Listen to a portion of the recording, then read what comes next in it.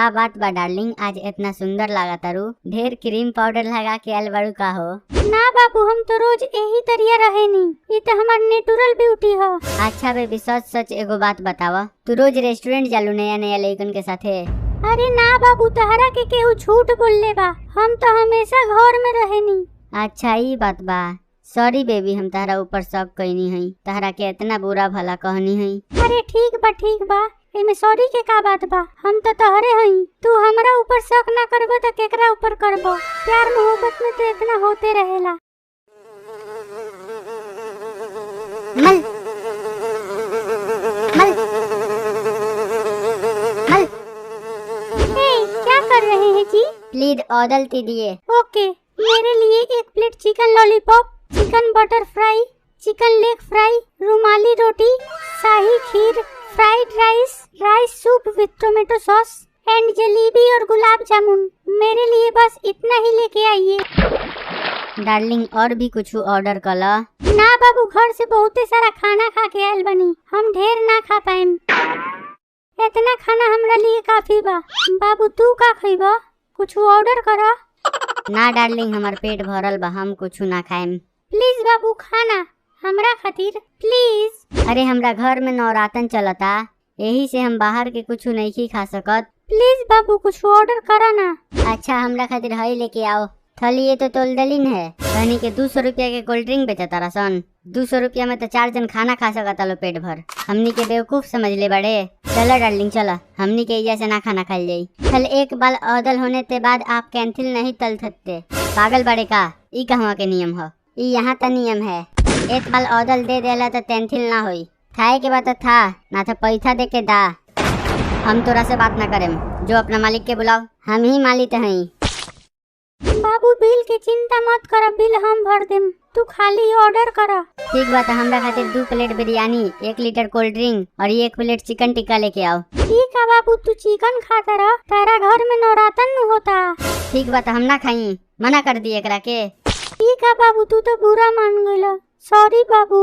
ठीक बा, तू बोला तारू यही से हम खा लेतानी, ना तो लड़की सन के पैसा खाए के हमके कोनो शौक नहीं है। तो दोस्तों, वीडियो में आगे बढ़ने से पहले मैं आपको एक ऐप के बारे में बताना चाहता हूं, जिसका नाम है बिनोमो ऐप, जहां से आप एक्स्ट्रा इनकम कर सकते हो। बिनोमो की खास बात यह है कि ये iOS एंड एंड्रॉइड दोनों प्लेटफॉर्म पे अवेलेबल है, जिससे पता चलता है कि ये एक लीगल ऐप है।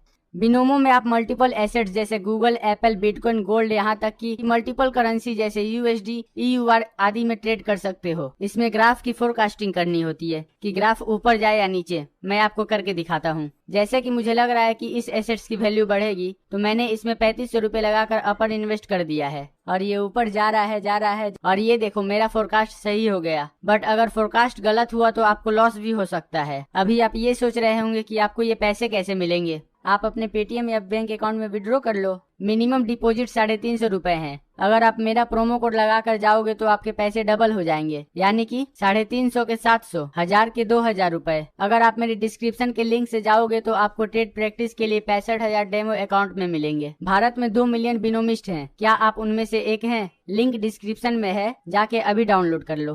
बाबू घरे जाए खतरा ऑनलाइन गाड़ी बुक कर दो ना प्लीज। ठीक बा, कह देतानी। ए डार्लिंग, बैंक के लिंक तो फेल बा हो, अब तो हमनी के पैदले जाए पड़ी, हमरा लगे कैश भी नहीं है। अच्छा बाबू, होइला हमरा कार्ड से बुक कर दो तब। ना डार्लिंग रहे दा, बार बार तहर पैसा नहीं खर्चा करा सकत। ला ना बाबू, अब छोड़ा भी। तू कह तारू तो करतानी, का बताई डार्लिंग, बड़ी खराब लागता। बाबू आजकल तहर काम धंधा कैसन चलता? काम धंधा तो हमेशा बढ़िया चलेला, कभी तहरा साथे तो कभी केहू और के साथे। मतलब बिजनेस के बाद तो हमनी के कोनो ना कोनो रेस्टोरेंट में न होला। तब तो खूब फायदा होत होई। हाँ उ त बा, लॉस में कबो हम कोनो काम ना करेनी।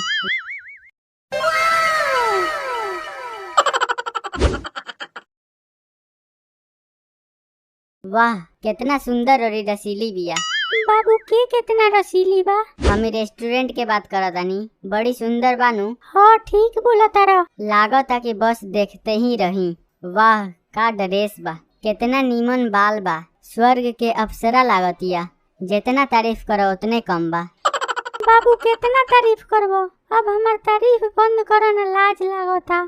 हम तहार तारीफ थोड़ी करतनी, मतलब तू उतना देरी से हमार तारीफ ना ओकर तारीफ करत रहा और ओकरा ऊपर लाड़ छुआवत रहा। ता ब्रेकअप, जितना पैसा वैसा हो तो सब दे के आवो और पैसा नहीं खे तो बैठ के जूठा बर्तन धोओ। ठरकी साला।